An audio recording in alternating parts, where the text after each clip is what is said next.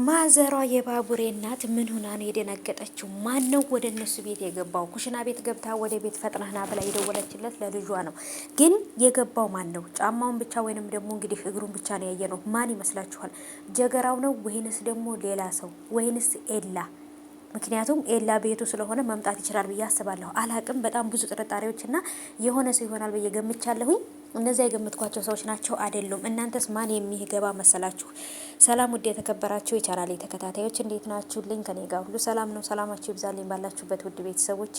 ለዚህ ቻናል አዲስ ከሆናችሁ ሰብስክራይብ አድርጋችሁ ቤተሰቡ ነው። ነባሮች ዌልካም፣ እንኳን በሰላም መጣችሁ ብያለሁ ውድ ቤተሰቦቼ። ለዚህ ቻናል አዲስ ከሆናችሁ ሰብስክራይብ አድርጋችሁ ቤተሰቡ ነው። ውዶቼ የአደይ ድራማ ወዳጆች፣ አደይን ድራማ የምትወዱ ሁላችሁም ይሄን ቪዲዮ ላይክ አድርጉ። አጭር ቪዲዮ ነው ይዤላችሁ የመጣሁት። ቪዲዮውን እስከ መጨረሻው ለመከታተል ሞክሩ። እናንተም ደግሞ በአደይ ድራማ የተሰማችሁን ነገር በኮሜንት አስቀምጡልኝ። ይስተካከል ብላችሁ የምታስቡት ነገር ካለ ይሄ ነገር ቢስተካከል፣ ይሄ ነገር ደግሞ ቢቀጥል፣ ይሄ ነገር እንደዚህ ቢሆን የሚለውም ያላችሁን ሀሳብ ኮሜንት ላይ አስቀምጡልኝ ውዶቼ። እና ውድ ቤተሰቦቼ ያላችሁን ሀሳብ አስተያየት እስቲ ኮሜንት ላይ አስቀምጡልኝ ማለት ነው ውዶቼ። ቤዛንም እንግዲህ ከወንድሟ ጋር ገጀራው አሳልፌ ነው ለፖሊስ የምሰጣችሁ፣ እዚህ ተቀምጣችሁ ምንም አትጠቅሙም እያለ ነበረ።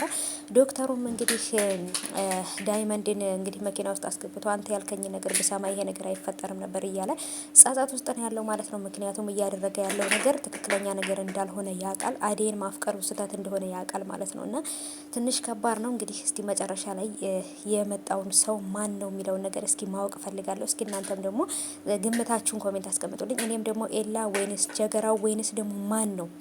በተለይ ማሚ የባቡሬ እናት የምታውቀው ሰው ማን ነው እዛ ቤት ውስጥ የመጣው? በጣም ትልቅ ጥያቄ ፈጥሮብኛል።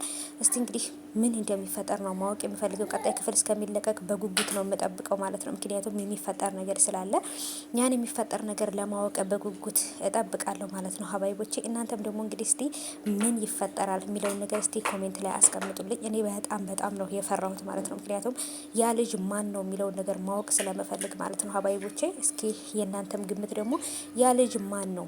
በጣም ትልቅ ጥያቄ ተፈጥሮብኛል።